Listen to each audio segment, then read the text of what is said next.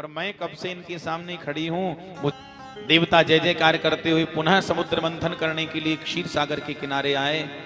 महाराज जी, फथासीद वारुणी देवी कन्या कमल लोचना। वारुणी नाम की भयानक मदिरा एक परम सुंदरी कन्या के रूप में प्रकट हुई। दैत्य देखते ही मोहित हो गए, झगड़ा करने लगे, हम लेंगे हम लेंगे। भगवान श्री हरि मुस्कुराकर कहते हैं, निकली तुम्हारे लिए। धनवंतरी भगवान के हाथ से अमृत कलश छीनकर दैत्य हो गए सीताराम। देवता बड़े पछताए, रोने लगे, ले गयो। भगवान मुस्कुराकर बोले, घबराओ मत। जो हब और क्रीड़ा कमल घुमाते हुए उधर चल पड़े जहां दैत्य आपस में झगड़ा कर रहे हैं। बोले मोहिनी भगवान की। मोहिनी भगवान का जो अनुपम रूप माधुर्य दैत्यों ने दर्शन किया, दैत्य एक नजर में मोहित हो गए, झगड़ा फसाद सब भूल गए और मोहिनी भगवान के पीछे पीछे दौड़ने लगे। एक कहता है, क्या देखो क्या अनुपम रूप माधुर्य है, अहो रूपम अहो धाम अहो अस्यानवम वयः। एक कहता है, इनकी बाली उम्र तो देखो। मोहिनी भगवान को बीच रास्ते में रोक लिया, दैत्यों ने सामने आ गए। कात्वम कंजपला साक्षी कुतो वा किम चिकीर्षसि कस्यासि वदवामोरु मथनन्ति वमनांसिनः। हे गजगामिनी, हे कमल नयनी, आप कौन हैं? कहां से आ रही हैं, कहां जा रही हैं? आपने तो अपनी रूप माधुरी से हमारे मन को ही मथ डाला। लगता है आप अविवाहित हैं। मोहिनी भगवान हंसकर कहते हैं, क्यों, तुम हमारी जन्म पत्री जानने वाले होते कौन हो तुम? बोले, वयम कश्यपदायादा भ्रातरः कृत पौरुषः। हम सब कश्यप जी की संतान हैं और अपने पौरुष से हमने अमृत कलश प्राप्त किया है समुद्र मंथन करके। भगवान हंसकर बोले, अच्छा तो अब तुम क्या करने वाले हो? बोले, पीने के लिए झगड़ा करे और क्या कर रहे हैं? भगवान मोहिनी हंसकर कहते हैं कि अरे राम राम, कश्यप जी का हमने बहुत नाम सुना है, महान विद्वान संत हैं, और ऐसे विद्वान संत के तुम्हारे जैसे मूर्ख बेटा। दैत्यों ने कहा, हे देवी, हम तुम्हें मूर्ख? अरे बोले, मूर्ख नहीं तो और क्या हो? जिस स्त्री को तुम कभी जानते नहीं, पहचानते नहीं, कभी मिले नहीं, और बिना सोचे समझे बिना विचार किए एक अपरिचित स्त्री के हाथ में देव दुर्लभ अमृत दे रहे हो, ये मूर्खता नहीं तो और क्या है? दैत्यों के मन में और श्रद्धा भाव बढ़ गया। वाह! एक ने कहा, भाई सही कह रही है, बराबर बात, बिना सोचे समझे अपरिचित स्त्री को अमृत देना ठीक नहीं है। एक ने कहा, बात तो ठीक है, पर ऐसा लग रहा है कि बहुत ऊंचे खानदान की पढ़ी लिखी है। कहा, देवी जी कुछ भी हो जाए, अब तो हम आप ही के हाथ से अमृत पिएंगे। इतने में देवता भी वहां रोते गिरते आ गए। मोहिनी भगवान ने कहा, अच्छा ठीक है, हम तुम्हें अमृत जरूर पिलाएंगे, पर हमारी एक शर्त है, अमृत के बंटवारे में अगर कम बेसी किसी को हो जाए तो कोई झगड़ा नहीं करेगा, वचन दो। दैत्यों ने कहा, देवी आप ऊंचे खानदान की हैं तो हम कोई गिरे खानदान के नहीं हैं, हम वचन देते हैं कोई झगड़ा नहीं होगा। महाराज जी, एक रात्रि सबने व्रत किया, प्रातःकाल अग्निहोत्र आदि कर्म करके मोहिनी भगवान हंसकर कहते हैं, और आपके साथ ये दादूपाल का धाम के महंत श्री गोवर्धन दास जी महाराज जी पधारे हैं। आपका खोरेना परिवार की तरफ से और ग्राम जनता बोराज की तरफ से हार्दिक अभिनंदन और स्वागत है। आपके चरण कमलों में प्रणाम। खोरेना परिवार की तरफ से संत श्री का अभिनंदन, स्वागतम बारंबार। सभी ताली बजा करके गुरुदेव का सम्मान करेंगे। बैठे बैठे बोले दालू दयाल जी महाराज की।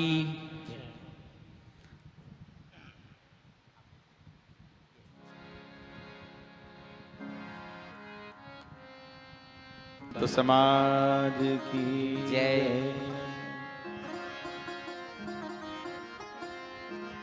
जी, नारायण धाम पूरे भारतवर्ष में सबसे बड़ी तीर्थ है। अरे जो दादू वाणी है पूज्य श्री दादू जी, श्री दादू दयाल भगवान भी यही उपदेश देते, भगवान का भजन करो, संसार की चिंता मत करो, व्यापार की व्यवहार की चिंता मत।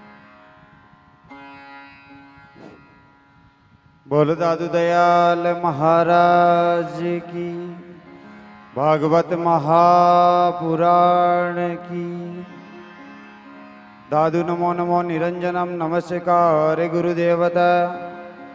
वंदनम सर्वसाधवा प्रणामं पारंगत परब्रह्म परापरं सोमं देव निरंजनम निराकारं निर्मलं तस्य दादुजीवन्दनं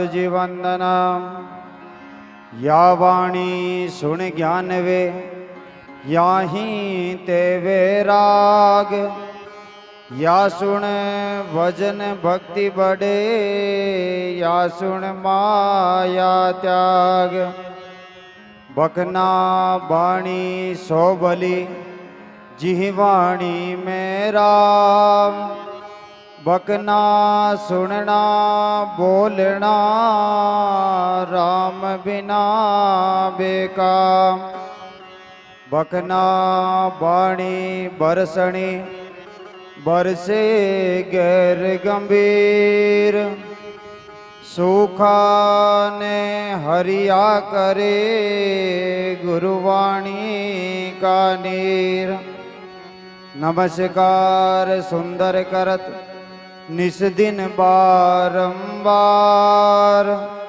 सदा रहो मम शीस पर सतगुरु चरण तुम्हार। मंचस्थ विराजमान दादूपन संप्रदाय आचार्य चरण पूज्य गुरुदेव स्वामी जी महाराज के श्री चरणों में साष्टांग दंडवत प्रणाम करते हुए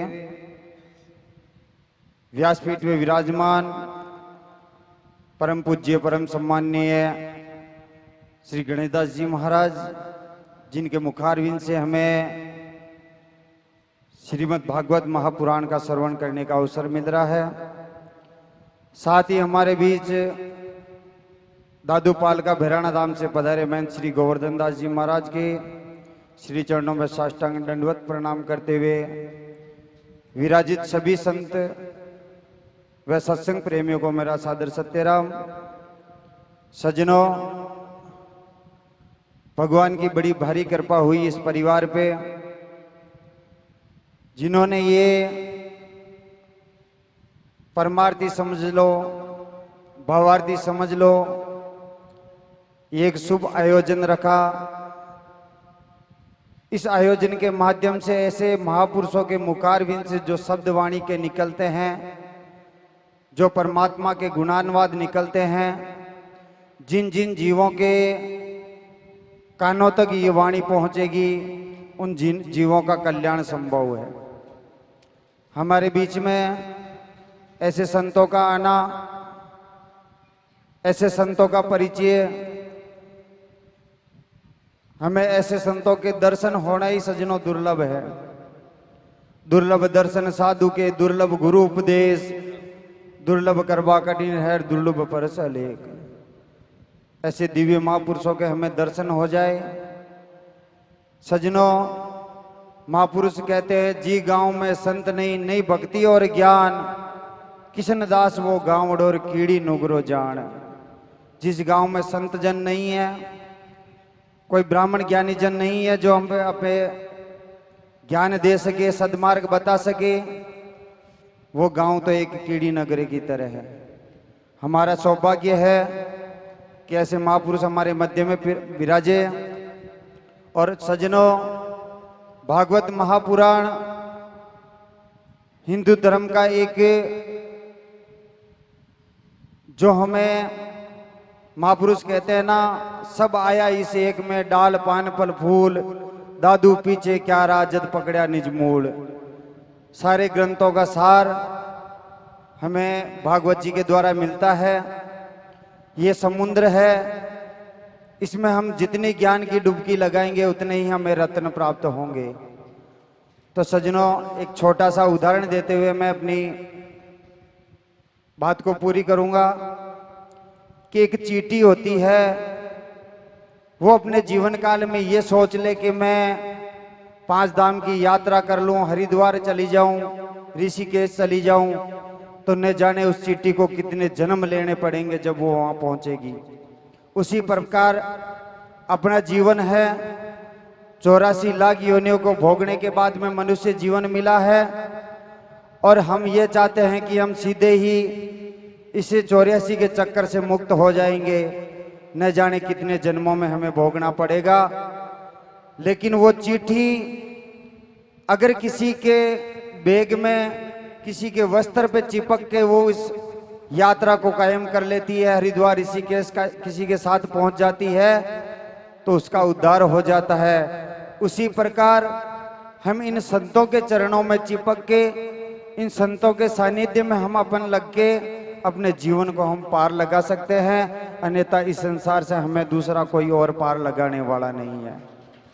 ये संत लोग हैं जो हमें सद्मार्ग का रास्ता बताते हैं, परमार्थ का सब रास्ता बताते हैं। और सज्जनों, इन संतों को कोई स्वार्थ नहीं है, ये परमार्थ के लिए करते हैं। परमार्थ को सब किया आप स्वार्थ नाई, परमेश्वर परमार्थी के साधु कलिमाई। ये संत लोग परमार्थ का रास्ता बताते हैं और इन संतों की वाणी को अपने जीवन में उतारने का अपना काम है। सतगुरु कहे शिष्य करे सब सिद्ध कारज होय, अमर अभय पद पाइये कालन लागे कोई। ऐसे संतों के मुखारविंद से सुने हुए शब्दों को अपने जीवन में उतारेंगे तो हम उस काल से बच सकते हैं, अन्यथा हमें और दूसरा कोई बचाने वाला नहीं है। मैं ज़्यादा समय नहीं लेके बारंबार इन महापुरुषों के श्री चरणों में साष्टांग दंडवत प्रणाम करते हुए अपनी वाणी को विराम करता हूँ। बोल दादू दयाल महाराज की, भागवत महापुराण की। आचार्य कृष्णावतार जी शास्त्री झरना से पधारे हैं। हाल निवासी भोराज, कृपया आप मंच पे पधारें और व्यासपीठ से आशीर्वाद प्राप्त करें। धन्यवाद। भक्तवत्सल भगवान पर्यंत एतत् पयोव्रतम नाम पुरुषाराधनम परम। पुराण पुरुषोत्तम भगवान श्री हरि की ये सर्वश्रेष्ठ साधना है। और कहा अदिति, भगवान कृपा करेंगे तो तुम्हारे यहाँ। अदिति ने अक्षरशः व्रत का नियम पूर्वक पालन किया और इस पयोव्रत के प्रभाव से माता अदिति को परम लाभ प्राप्त हुआ। श्रोरायाम श्रवणद्वादश्याम मुहूर्ते विजिति प्रभु, सर्वे नक्षत्र ताराद्या चक्रतुस्तज्जन्म दक्षिणम। अभिजित मुहूर्त देवताओं ने, ब्रह्मादि देवताओं ने भगवान श्री हरि गाई। और प्रिय भक्तों, जैसे नट देखते देखते वेश बदल देता है, उसी प्रकार पुराण पुरुषोत्तम भगवान श्री हरि ने अपना चतुर्भुज रूप अंतर ध्यान किया और 52 अंगुल के वामन बनकर प्रकट हो गए। बोलिए वामन नारायण भगवान।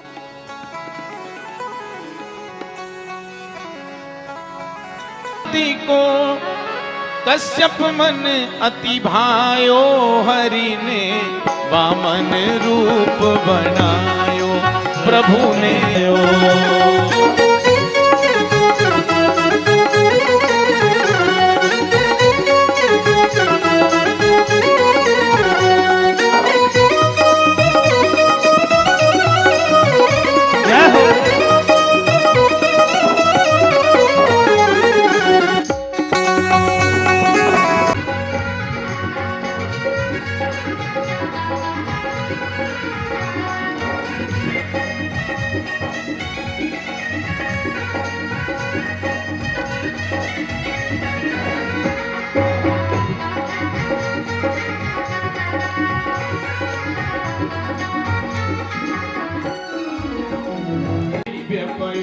व्रत पूर्ण परम फल पायो, पूर्ण परम फल पायो।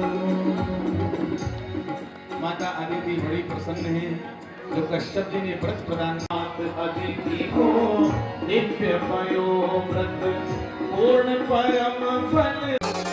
बोलिए वामन नारायण भगवान। वामन भगवान 52 अंगुल के प्रभु, क्या प्रमुख प्रयुक्तो न तमर्थमाह, सवाग वज्रम यजमानम हिनस्ति यथेन्द्र शत्रुः स्वरतो पराघात।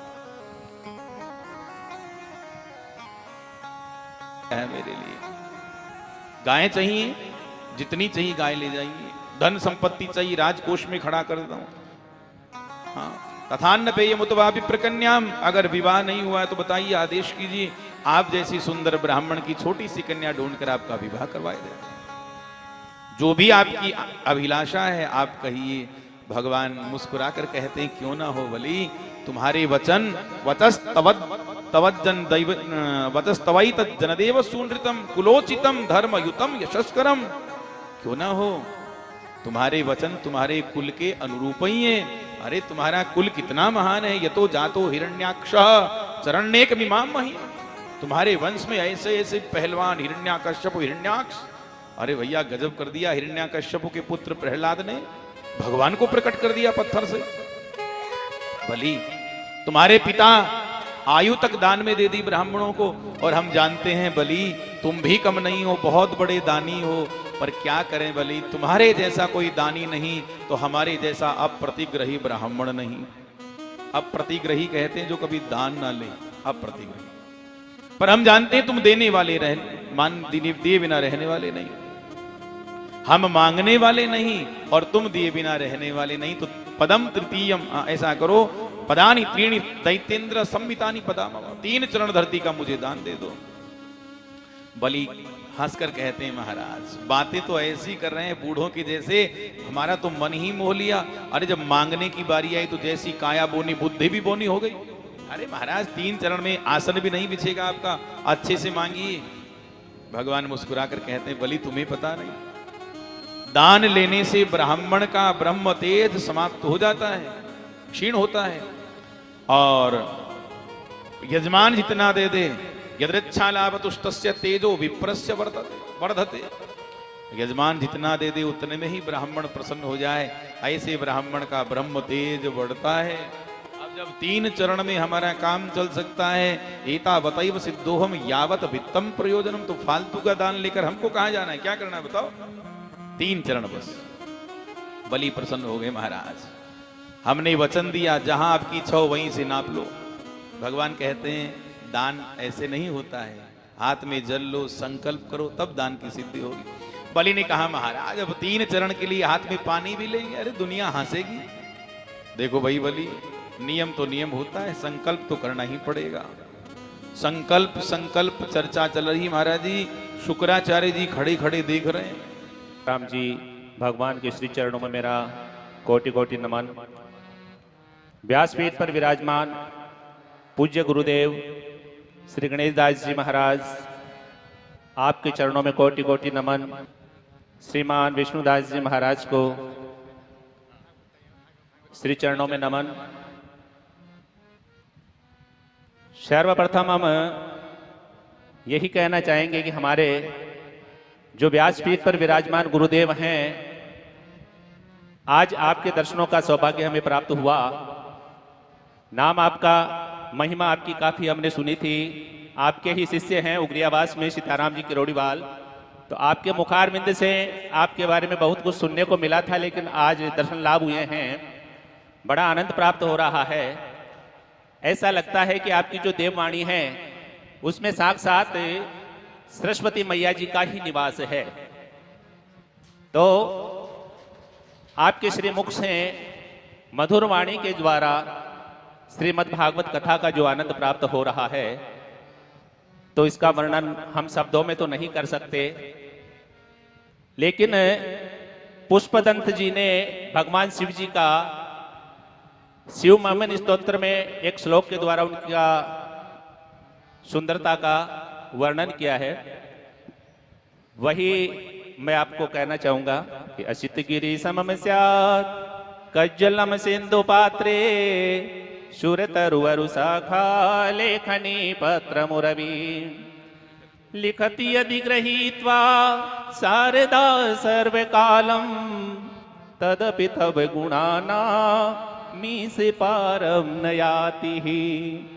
यानी इस धरती के ऊपर जितनी नदियां हैं उनको उनमें स्याही घोल ली जाए, जितने पर्वत हैं उनको पीस पीस करके नदियों में मिला करके स्याही बना ली जाए, जितने पेड़ पौधे हैं उनको कलम बना करके मैया सरस्वती जी स्वयं आकर के आपके वाणी, आपके ओजस्व, आपकी सुंदरता और आपके वाणी के द्वारा जो ये कथा का रसस्वादन हमें प्राप्त हो रहा है, इसका वर्णन करने बैठे तो वो भी मैं समझता हूँ कि असमर्थ हो जाएंगी।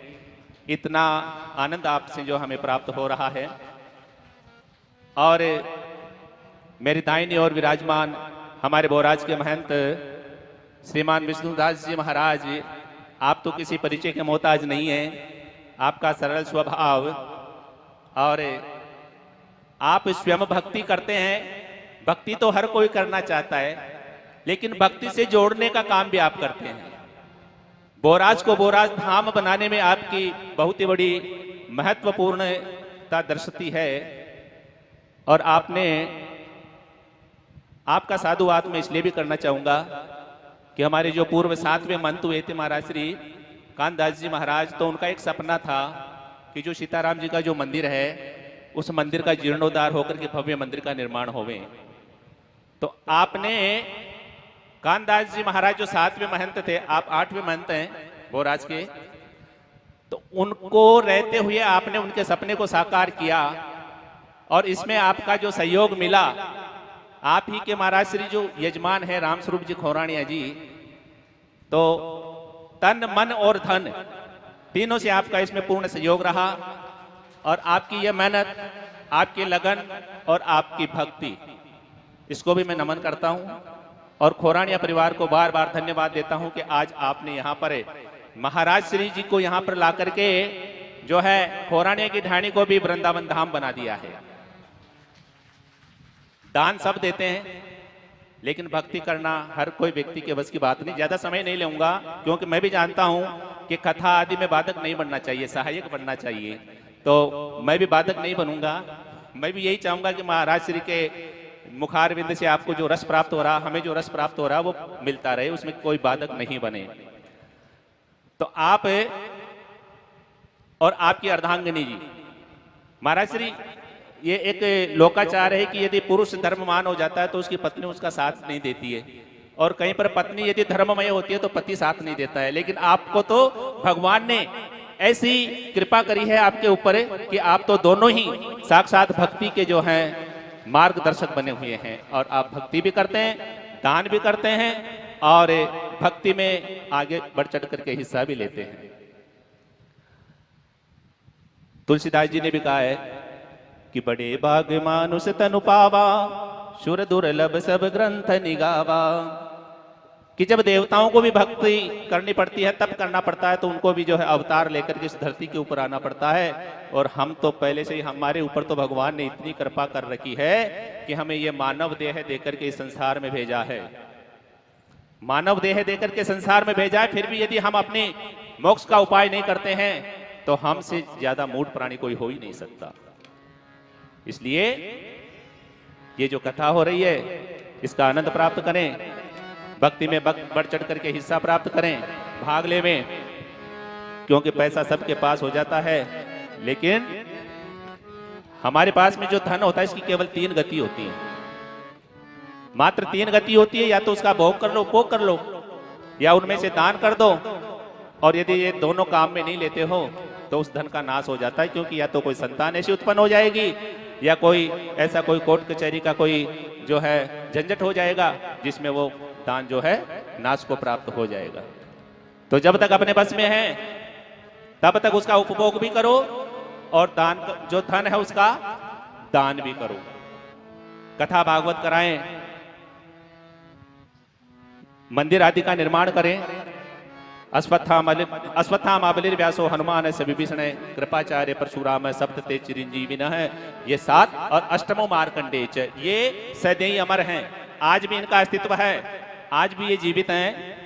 और यदि व्यक्ति को अमर होना है, जैसे हमारे सीताराम जी का जो मंदिर बना, या खौरानिया की ढाणी में सीताराम जी का मंदिर का जीर्णोद्धार हुआ, बोराज में खाटू श्याम जी का मंदिर बना, तो इनमें जिनकी महत्वपूर्ण भूमिका रही है, जिन्होंने इसमें मुख्य यजमान बनकर के भूमिका निभाई है, या जो नींव में बैठे हैं, उनका नाम अमर है। क्योंकि जब तक ये मंदिर रहेगा तब तक इनका नाम अमर रहेगा। तो इसलिए मैं यही कहना चाहूंगा कि सदैव ही कोई अमर नहीं हो सकता। तो आप लोग कुछ ऐसा कार्य करिए कि आपका नाम अमर हो जाए। और थोड़ा सा 1 मिनट का समय और लेऊंगा। आप यहाँ पर भक्ति सुनने के लिए बैठे हैं, कथा सुनने के लिए बैठे हैं, तो यहाँ पर बड़े बुजुर्गों की संख्या तो दिख रही है, लेकिन बालकों की संख्या नहीं है। तो अपने बच्चों में भी ऐसे संस्कार डालिए कि वो भी थोड़े भक्ति के मार्ग के ऊपर आगे आने की चेष्टा करें, आगे आए। क्योंकि यदि बच्चों को भक्ति मार्ग में आप डालोगे भक्ति मार्ग में डालोगे तो उनमें संस्कार आएंगे, और जिन बच्चों में संस्कार आते हैं वो कभी अपने माता पिता की अवहेलना नहीं करते हैं। तो बच्चों में ये आप संस्कार डालने की कोशिश करिए, ऐसा आप सभी से मैं निवेदन करूंगा। और महाराज श्री के मुखारविंद से जो भागवत कथा का आप आनंद ले रहे हैं, इसमें ऐसी चेष्टा करिए कि आप जिस प्रकार से मोक्ष दो प्रकार की होती है, एक तो सालोक्य और एक सामीप्य। तो सालोक्य मतलब आप इस पांडाल में तो आ गए, लेकिन सामीप्य महाराज श्री का सामीप्य अर्थात महाराज श्री का आशीर्वाद भी आप प्राप्त करें। तो चेष्टा यही रखिए कि महाराज श्री का आशीर्वाद हम सबको प्राप्त होवें।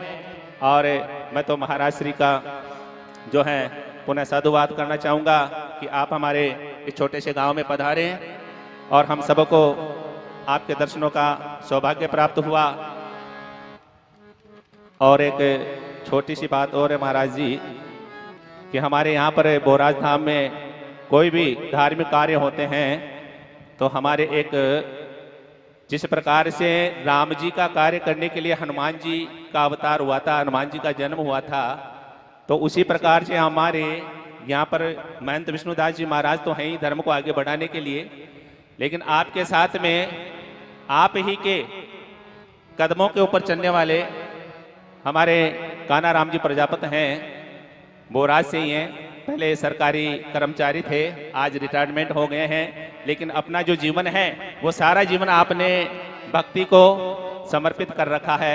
तो आपको भी बारंबार साधुवाद। विवस्वान का जन्म हुआ, विवस्वान का दूसरा नाम है सूर्य, और इन्हीं के कारण मनुवंश का नाम पड़ा सूर्यवंश। विवस्वान की भगवान सूर्य की संज्ञा नाम की पत्नी से श्राद्ध देव मनु हुए, और उनकी श्रद्धा नाम की पत्नी से 10 पुत्र हुए। इक्ष्वाकु, नृग, शरियाति, दिष्ट, धृष्ट, करुष, नरिशंत, प्रसद, नभक, कवि। इन्हीं से इस सूर्यवंश का आगे विस्तार हुआ। बड़ी सुंदर सुंदर कथाएं हैं। राजऋषि नाभाग, राजऋषि अम्बरीश, राजऋषि सगर, राजऋषि ययाति, सरियाति, बहुत बड़े बड़े महाराज, दिग्गज महाराज हुए। और अब चूंकि समय बहुत कम है, हमको आगे कथा में बहुत आगे पहुंचना है, तो इन सब राजाओं के चरित्रों को यही हम प्रणाम करते हुए आगे कथा में प्रवेश करते हैं। भक्तवत्सल भगवान की। आगे चलकर परम यशस्वी खटवांग हुए। खटवांगा दीर्घबाहुश्च रघुस्तस्मात् पुरुषवाह अजस्ततो महाराजस्तस्मात् दशरथो भवत्। खटवांग के दीर्घबाहु हुए, दीर्घबाहु के परम यशस्वी दिलीप हुए। दिलीप के महाराज चक्रवर्ती सम्राट रघु हुए, और इन्हीं रघु जी के कारण सूर्यवंश का नाम पड़ा रघुवंश। रघु जी के नाम को कौन नहीं जानता महाराज। रघुकुल रीत सदा चली आई, प्राण जाओ बरु बचन न जाए। लंकापति रावण दिग्विजय करता हुआ कौशल प्रदेश अयोध्या आ गया। अच्छा, ये मत समझना कि रावण राम जी के समय था, नहीं, रावण रघु जी के भी समय भी था, रावण मानधाता जी के समय में भी था। रावण ने 71 चतुर्युग धरती पर देखा है। 71 चतुर्युग तक रावण धरती पर रहा। प्रातः काल का समय पूछा, भाई यहाँ के राजा कौन है? कहा महाराज रघु। कहाँ मिलेंगे? बोले सरजू किनारे नियम कर रहे हैं। बड़े दयालु धर्मात्मा राजा थे, नियम कर रहे थे। रावण ने युद्ध की चुनौती दी, युद्ध करो। रघु जी ने कहा, रावण हम क्षत्रिय हैं, तुम ब्राह्मण हो, हम सेवक हैं, तुम स्वामी हो, हम तो पहले ही अपनी पराजय स्वीकार करते हैं। स्वामी सेवक का युद्ध नहीं हो सकता, ये मर्यादा के। रावण नहीं माना, हट किया महाराज जी। तो रघु जी ने क्या किया? सरजू मैया के किनारे की बालू को हाथ से समतल किए और उंगली से लंका का नक्शा बना दिया पूरा, और एक कोना अपने हाथ से साफ कर दिया। कहा, रावण जाओ, और जो नक्शे में हमने हिस्सा साफ किया है, अगर लंका में वह हिस्सा सुरक्षित दिखे तो युद्ध के लिए आ जाना। रावण गया और देखा तो क्या देखता है, रघु जी ने जो हाथ से साफ नक्शा में किया है वो सारा स्थान ढह चुका है, समाप्त हो चुका है। रावण घबराया, रघु जी के चरणों में गिर पड़ा। मित्र संधि कर लो, संधि। रघु जी बड़े दयालु थे, रावण को हृदय से लगा लिया। कहो रावण, हम तुम्हें क्या दें? कहा, मित्र वचन दो, रघुवंश का कोई भी शासक हमारे लंका पर आक्रमण ना करे। रघु जी ने वचन दिया, हम वचन देते हैं, हमारे रघुवंश का कोई भी राजा तुम्हारी लंका पर आक्रमण नहीं करेगा। राम जी ने रघु जी की मर्यादा का पूरा पालन किया। रघुवंश का वचन दिया था रघु जी ने, पालन किया राम जी ने। जब राम जी ने लंका पर आक्रमण किया उस समय राम जी राजा नहीं थे रघुवंश के, अयोध्या के। राजगद्दी मिली थी श्री भरत जी को, राम जी को तो वनवास मिला था, वन के राजा थे राम जी। ऐसे महाराज परम प्रतापी रघु जी महाराज, उनके अज हुए, अज के महाराज दशरथ जी, मनु महाराज के अवतार दशरथ जी हुए। श्री दशरथ जी महाराज की दशसु दिक्सु रथो यस्य स दशरथ, दिन का रथ दसों दिशाओं में गति करे वो दशरथ कहलाते हैं।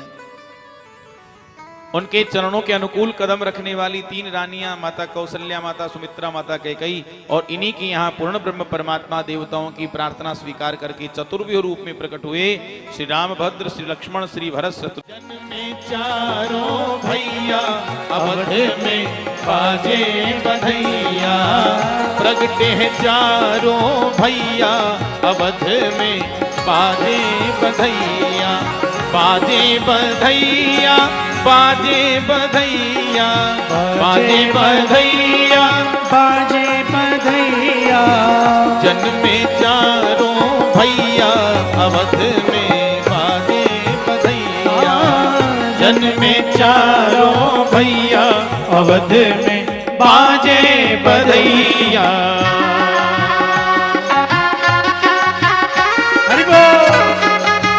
हाथ उठा के ताली की सेवा करते हुए जय हो।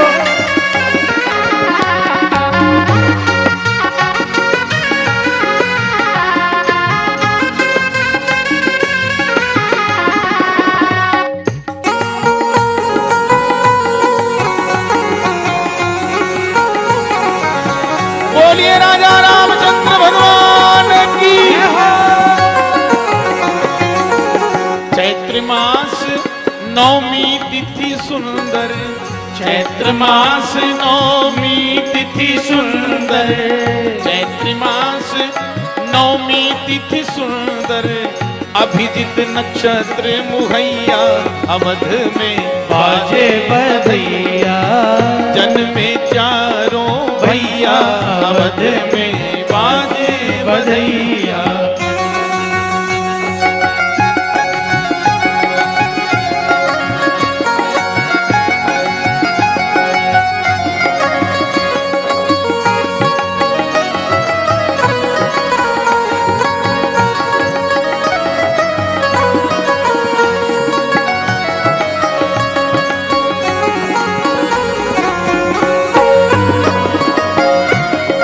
हरि बोल। जय हो।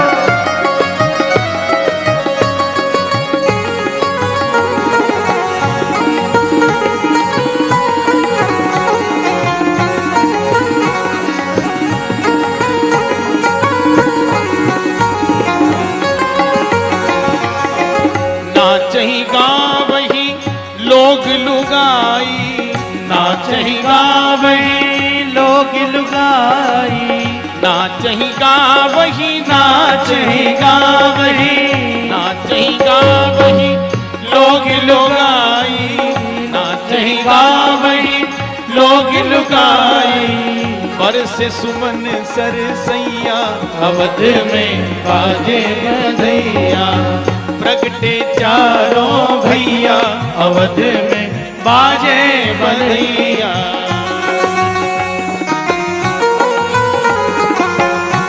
एक तुलसी माता जी को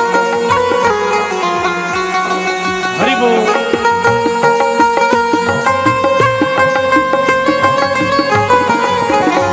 पीछे पीछे इधर इधर जाओ पीछे।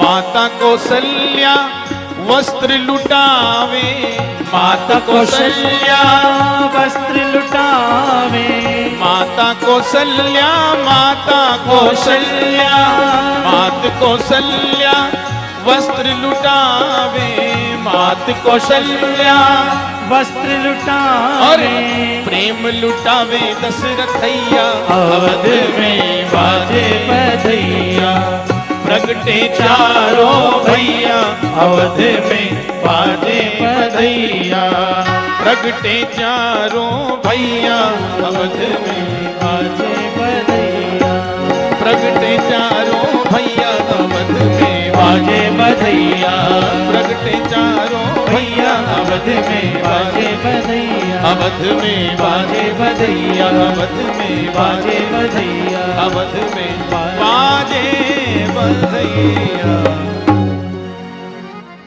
बोलिए चारों भैयन। पाणि स्पर्शा क्षमाभ्याम मृदित पथरुजो यो हरेन्द्रानुजाभ्याम वैरूप्या चूर्पणख्याः प्रिय विरहरुषा रोपित भ्रूभिजृम्भ त्रस्ताब्दिर्बद्धसे दहनः कौशलेन्द्रोवतान्नः। गुरुवर थे अपने पिता की आज्ञा का पालन करने के लिए भगवान राम ने सुरेप्सित राज्य लक्ष्मी त्यक्त्वा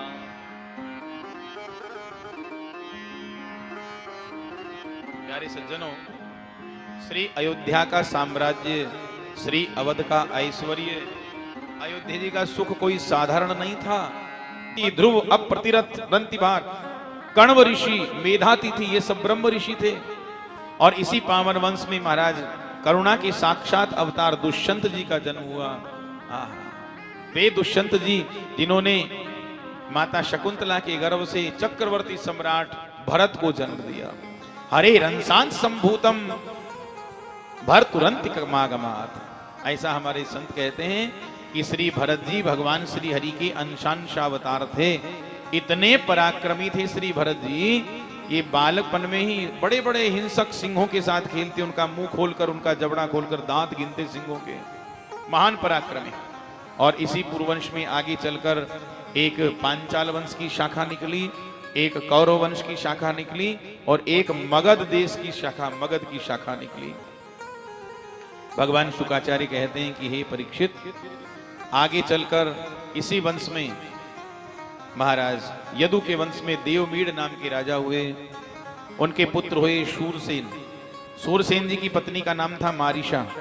उन्होंने मारीशा के गर्भ से 10 निष्पाप पुत्रों को जन्म दिया, जिनका नाम था वसुदेव, देवभाग, देवस्त्रवा, आनक, संजय, शामक, कंक, शमीक, वत्सक और वृक। अच्छा, हमारे संत ही कहते हैं कि जब वसुदेव जी का जन्म हुआ तो देवताओं के नौबत नगारे बिना बजाए अपने आप वाद्य यंत्र बजने लगे स्वर्गलोक में। इसलिए वसुदेव जी आनक दुंदुभी कहला देव जी के। और रोहिणी जी दूसरे नंबर की और देवकी जी 7वें नंबर की रानी थी। देखो, रोहिणी जी के जल्दी संतान नहीं हुई। कब हुई संतान? जब देवकी मैया की 7वां पुत्र हुआ श्री बलराम के रूप में, तब माता रोहिणी की पहली संतान हुई श्री बलराम। बलराम जी के अन्य भाइयों का नाम भी है भागवत में। माता देवकी के 7वें पुत्र थे बलराम जी। 8वें के रूप में कृष्णस्तु भगवान स्वयं, परमात्मा स्वयं कृष्ण रूप में प्रकट हुए। हे परीक्षित, तुम्हारी दादी सुभद्रा भी देवकी जी की लाडली कन्या थी। मथुरा में जन्म लिया, गोकुल में आकर पालना झूले, वृंदावन में सुंदर सुंदर लीलाएं भगवान ने की। मथुरा में आकर कंस जैसे पापियों का वध किया। द्वारिका में आकर 16,108 विवाह किए। जरासंध जैसे पापियों का वध भगवान ने किया। और कौरव पांडवों को निमित्त बनाकर धरती का बहुत बड़ा भार महाभारत युद्ध के द्वारा दूर किया। अपने ही वंश के विनाश का बीज बोकर उद्धव जी को दिव्य उपदेश देकर भगवान श्री कृष्ण स्वयं ज्योतिर्मय, स्वयं प्रकाशमान ज्योतिर्मय धाम गोलोक को प्रस्थान कर गए। पृथ्व्या सवै गुरुभरम क्षपयं कुरुन् कुरूणाम अंतः समुत्थ कलिना युधि भूपचम्बः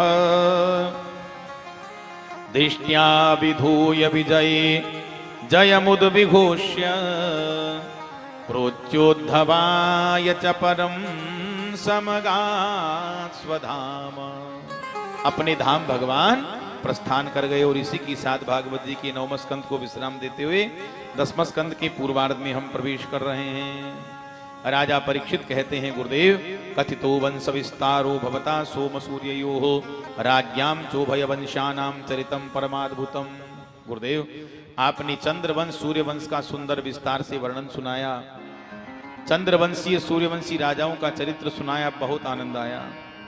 अब मैं आपसे जानना चाहता हूं कि परम धर्मशील यदु जी की पावन वंश में मेरे प्रभु श्री कृष्ण ने अपने अंश बलराम जी के साथ अवतार कैसे ग्रहण किया, जो जो लीलाएं उन्होंने की इस अवतार में, उनका आप विस्तार से वर्णन कीजिए। भगवान शुकाचार्य मुस्कुराकर कहते हैं, परीक्षित, तुम्हारी मन की इच्छा, तुम्हारी जिज्ञासा देखकर मुझसे कोई भी रहस्य छुपाए नहीं बन पा रहा है। हे राजन, आओ जगत उद्धार को, आओ जगत उद्धार को, अवतार लो, अवतार लो, अवतार लो, अवतार लो।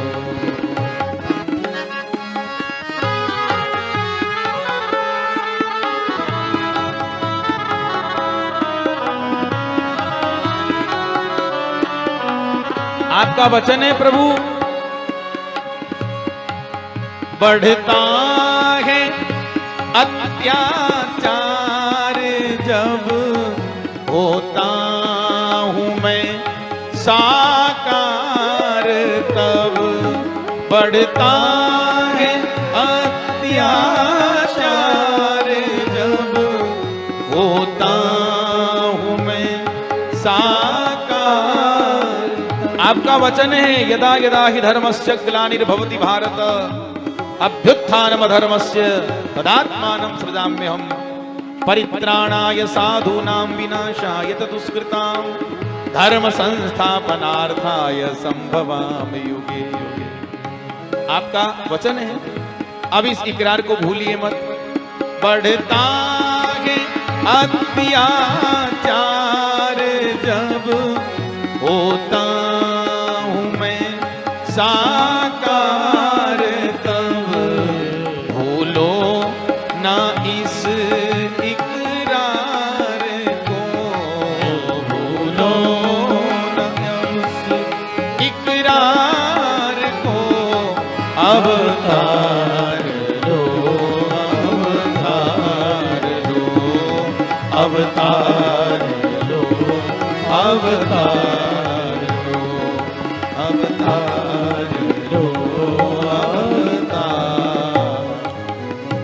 ब्रह्मादि देवताओं ने जब भगवान की लीला शक्ति की स्तुति गाई तो जन्म मृत्यु रहित मायापति भगवान का आदेश, तेने ब्रह्म रहदा, ब्रह्मा जी के अंतःकरण में भगवान का आदेश हुआ।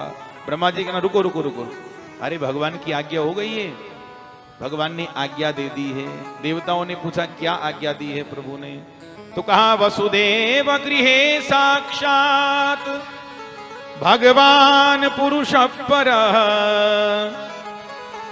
जनिष्यते तत्प्रियार्थम संभवन्तु सुरस्त्रियः। वसुदेव जी के घर में भगवान प्रकट होने वाले हैं अति शीघ्र, अकेले नहीं आ रहे हैं। जनिष्यते तत्प्रियार्थम, तत्प्रिया कौन? भगवान की प्राण शक्ति, आह्लादिनी शक्ति, योग माया, किशोरी श्री राधा जो भी वृषभानुनंदिनी बनकर प्रकट हो रही हैं। संभवन्तु सुरस्त्रियः, अपनी अपनी देवियों को साथ लेकर सब धरती पर अवतार लेकर प्रकट हो जाओ, सब प्रिया प्रियतम जुगल सरकार की सेवा के लिए। महाराज जी, मथुरा में विविध रूपों में देवी देवताओं का अवतार होने लगा। कोई ग्वाला बन रहा है, कोई गोपी बन रहा है, कोई गाय बन रहा है, कोई बछड़ा बन रहा है, कोई डंडा बन रहा है, कोई वृक्ष बन रहा है, कोई लता बन रहा है, कोई पता बन रहा है, कोई क्या बन रहा है। मथुरा मंडल सप्तपुरियां हैं हमारी सनातन संस्कृति में, जिनका नाम लेने मात्र से कल्याण हो जाता है। अयोध्या, मथुरा, माया, काशी, कांचवंतिका, पुरी, द्वारावती चैव, सब करते हैं महाराज जी। भगवान की प्राकट्य का संकल्प प्रकाशित हो रहा है। भाद्रपद का महीना, कृष्ण पक्ष, अष्टमी तिथि, बुधवार, भवकरण, रोहिणी नक्षत्र, सूर्यास्त हुआ। आज भारतवर्ष की गायें घनघनाहन कर रही हैं। पूरी प्रकृति भगवान का अभिनंदन करने के लिए बड़ी लालायित है। भगवान का स्वागत करने के लिए चर अचर सब हर्षित हो गए हैं। भगवान शुक कहते हैं, हे परीक्षित, जिसके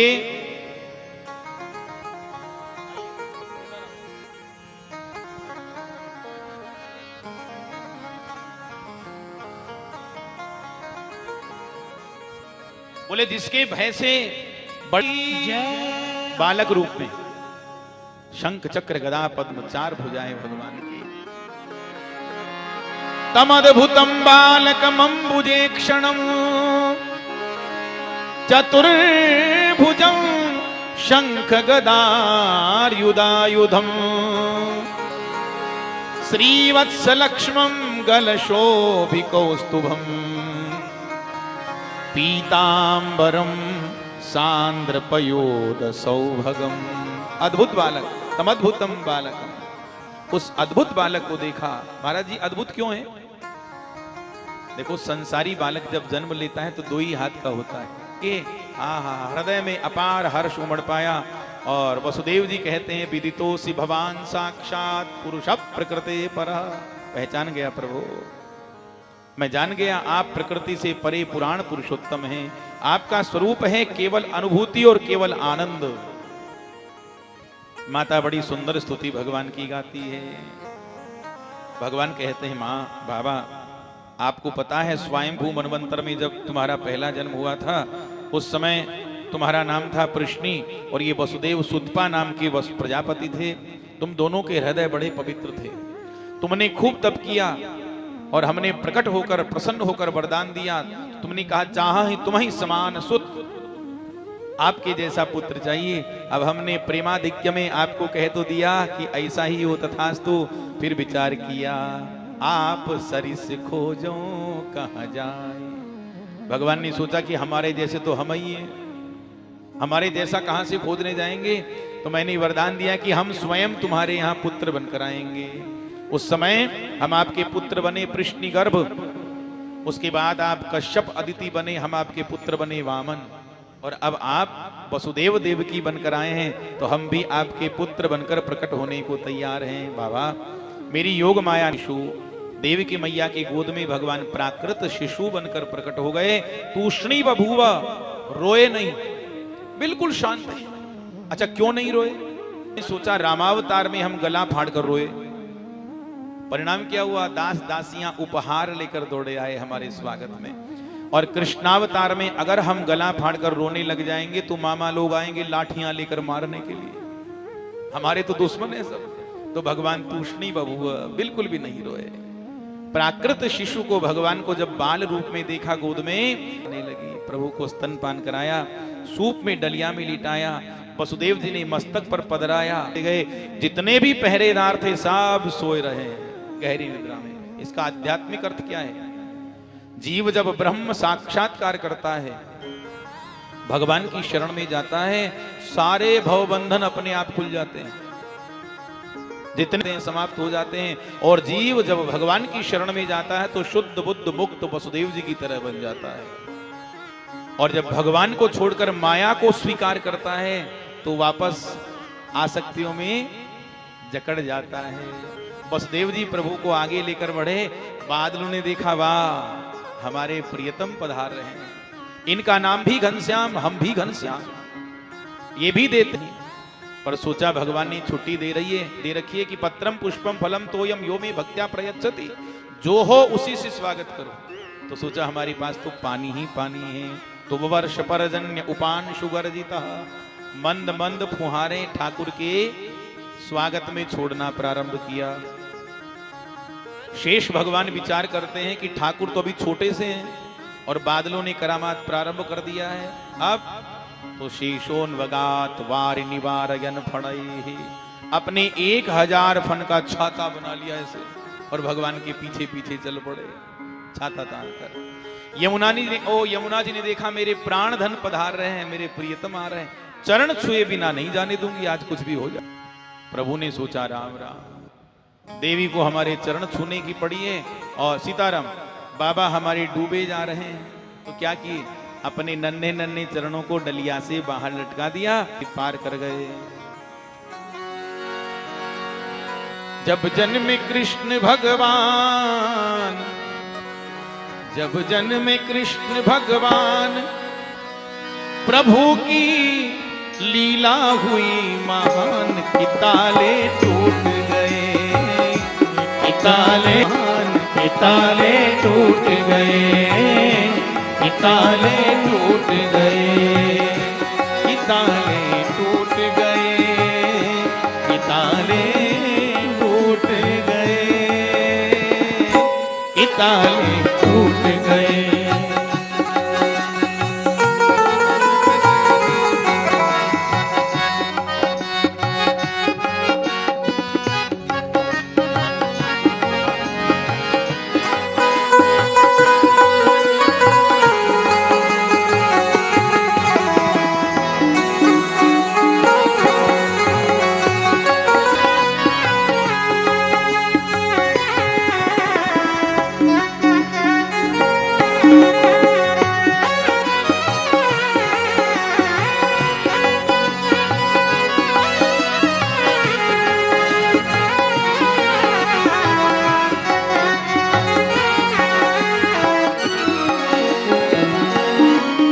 जमुना बढ़कर विकराल हुई, फिर जैताल, फिर चूके चरण तत्काल, कहाँ में हो गई प्रभु निहाल, कि ताले टूट गए, कि ताले टूट गए। जब जन्म कृष्ण भगवान, जब जन्म कृष्ण भगवान, प्रभु की लीला हुई महान, कि ताले टूट गए, ताले टूट गए।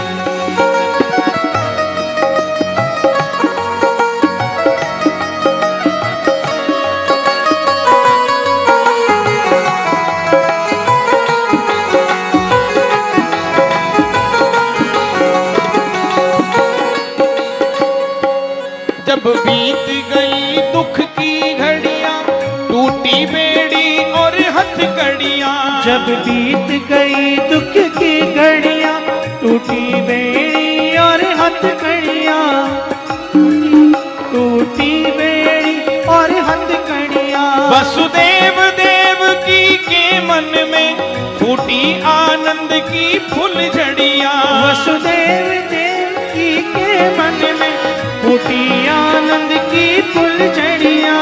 फिर सो गए सब दरबार, फिर सो गए सब दरबार, मगर ये कोई सका ना जान, कि ताले टूट गए, कि ताले टूट गए।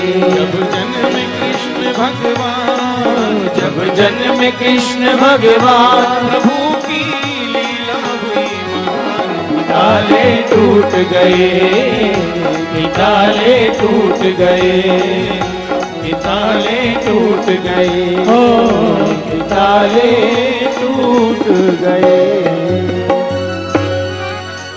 बाल कृष्ण लाल की जय। नंद भवन में गोकुल में पधारे, योग माया के प्रभाव से चारों तरफ सन्नाटा छाया हुआ है। नंदरानी की बगल में योग माया कन्या के रूप में लेट रही हैं। उनको वसुदेव जी ने लाला को मैया के बगल में लिटाया, यशोदा मैया के, और लाली को डलिया में लिटाया और मस्तक पर धारण करके चल पड़े। जैसे ही कारागार में आए, कन्या ने गला फाड़कर जोर जोर से चिल्लाना प्रारंभ किया। देखो, जहां परमात्मा का निवास होता है, जहां परमात्मा भगवान रहते हैं, वहां शांति रहती है, और जहां माया आ जाती है वहां क्रांति फैल जाती है। गला फाड़ कर रोना प्रारंभ किया। हथकड़ियां बेड़ियां लग गईं, कपाट बंद हो गए, पहरेदार सावधान हो गए। महाराज महाराज जब हो गया, आठवां आ गया, भाग जल्दी आई। कंस दौड़ा दौड़ा है, लाओ लाओ बहन, ये हमें दे दो। देवकी जी रोने लगी, भैया 6 को आपने अपने हाथों से मार दिया, 1 मुझे मिला नहीं। अब ये कन्या हुई है, कम से कम कन्या को तो मत मारो। कंस का माथा ठनक गया, कन्या। कंस ने सोचा, लगता है देवताओं की बहुत बड़ी चाल है इसमें। देवताओं ने सोचा होगा कंस दयालु है, वो कन्या समझकर छोड़ देगा। पर आज अगर मैंने इसको कन्या समझकर छोड़ दिया तो कल को इसको होने वाला मुझे नहीं छोड़ेगा। बुढ़ापा में बाई को बधाई देवे जा रहे हो, तू ना चलेगी, तमाम गोपियां महाराज सुंदर सुंदर श्रृंगार करके आ रही हैं, कह रही हैं एक दूसरे को चलो चलो चलो देखिए आए नंद घर लाला हुआ। माता यशोमती के ओ माता यशोमती के, माता यशोमती के घर में उजाला हुआ। चलो देखिए आए नंद घर लाला हुआ, चलो देखिए आए नंद घर लाला हुआ। माता यशोमती के ओ माता यशोमती के, माता यशोमती के घर में उजाला हुआ। चलो देखे आए नंद घर लाला हुआ, ओ चलो देखे आए नंद घर लाला हुआ।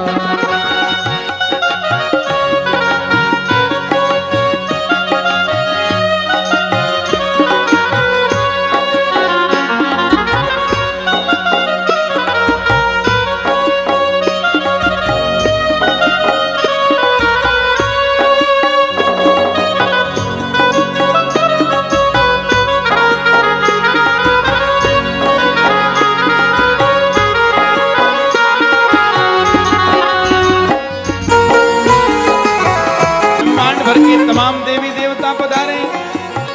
ब्रह्मलोक से ब्रह्मा जी आए, ब्रह्मलोक से ब्रह्मा जी आए, ब्रह्मा जी आए, ब्रह्माणी जी को लाए। ब्रह्मा जी आए, ब्रह्माणी जी को लाए। सारे गोकुल में वो सारे गोकुल में, सारे गोकुल में देखो बधावा हुआ। चलो देखे आए नंद घर लाला हुआ, ओ चलो देखिए आए नंद घर लाला हुआ।